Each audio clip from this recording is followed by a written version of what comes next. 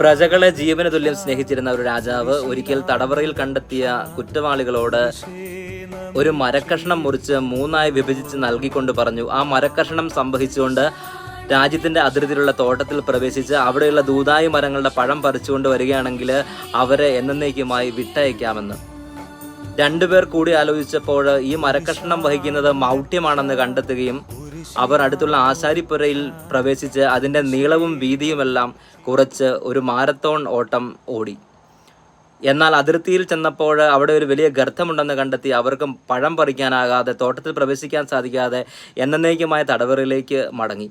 എന്നാൽ രാജാവ് പറഞ്ഞത് അക്ഷരാർത്ഥം പാലിച്ച് പതുക്കെയാണ് നടന്നു നീങ്ങിയതെങ്കിലും രാജ്യത്തിൻ്റെ അതിർത്തി എത്തിയ ഒരു മനുഷ്യന് ആ ഗർത്തം കണ്ടപ്പോൾ നിരാശ തോന്നാതെ ധൈര്യത്തോടെ തൻ്റെ മരക്കഷ്ണം പാലമാക്കി വെച്ച് പഴം പറിക്കുവാനും തിരിച്ച് രാജാവിൻ്റെ അടുക്കലെത്തി വിമോചനത്തിൻ്റെ ലോകത്തേക്ക് യാത്രയാകുവാനും സാധിച്ചു.